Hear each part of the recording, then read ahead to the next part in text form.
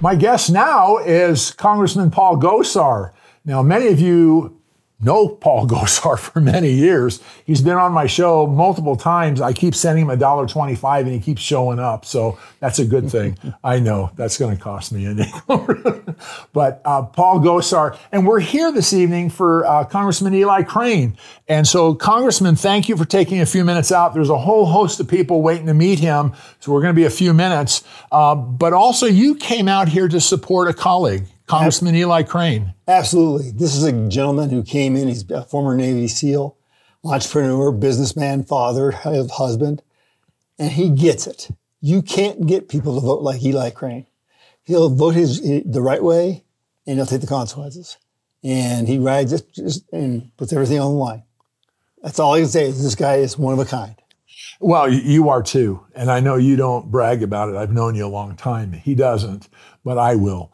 And you've been consistent. And same with Andy Biggs, who's here this evening, and Eli, and then Matt Gaetz. All of you have really held the line, and it's been very costly, I would have to think. There's a few more gray hairs on my head.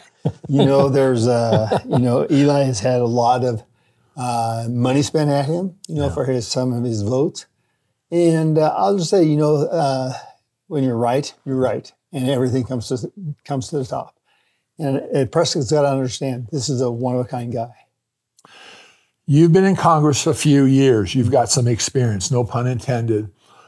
Things are pretty dilapidated today compared to 2, 4, 8 years ago. They are. It's been a surprise to me how in one administration we can go from the best of times to the worst of times. And I'm not just being a pun on words there. Yeah. You look at an economy that was bristling, just going to town, where people were making money. And now we see the government growing at the expense of those private businesses. So we see an out-of-control border. We see foreign policy that's in disarray. We see all of these things happening. Our dollars going fewer and fewer. That's why we introduced the $500 bill with Donald Trump's face on it. Right. Because when you go to Sam's, that $500 doesn't give you much change. Well, you are right. You are in touch. That's exactly right. I walk the streets and the sidewalks. I know what's going on. I'm not making this up. He's not either. Okay. I know there's people waiting to grab you and say howdy, but I need to ask you, and I will come and knock on your window all night until you say yes and come back and we'll do a show, because he's got some very serious things that need to be shared. The National Emergency Act, or the National... You got it? National Emergency Act. Maybe I should run for Congress, Paul. What do you think? The National Emergency Act, you killed.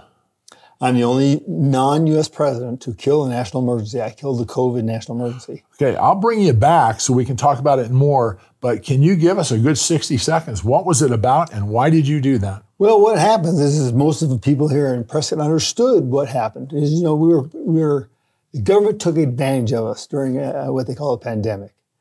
And they threw a lot of money into the system. They have no balancing. There's no ledger to it.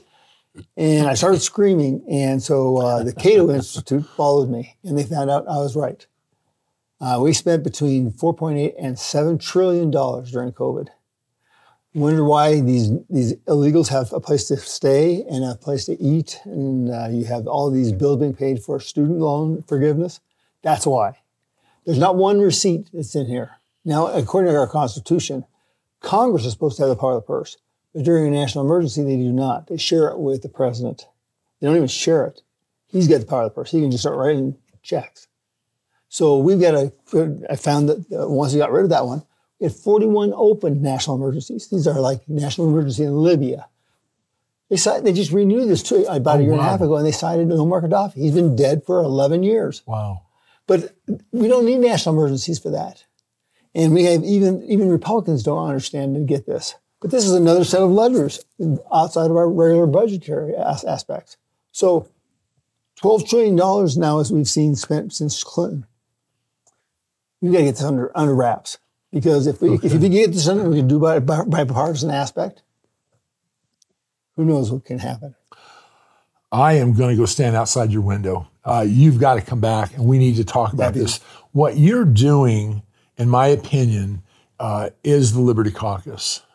Freedom Caucus and Liberty Caucus, both of them. It's liberty and freedom. You're fighting the good fight. And I have to say, and you didn't ask me, and he did not, our forefathers would salute you. They'd understand what you're doing. And I just want to encourage you. You're fighting, it's like putting uphill. You've done that for years, I've known. And I want to encourage you to keep going. It's not falling on deaf ears among the citizens. Just got to tell you, just keep sending Eli Crane's back. You know, that helps us big time. And we're here tonight to support Eli in his reelection. Mm-hmm. And that's so neat that you took time out to come out here with Congressman Matt Gaetz and Congressman Andy Biggs. We wouldn't miss it. Thank you, Congressman, so much. Thanks, Lyle. Thank you, sir.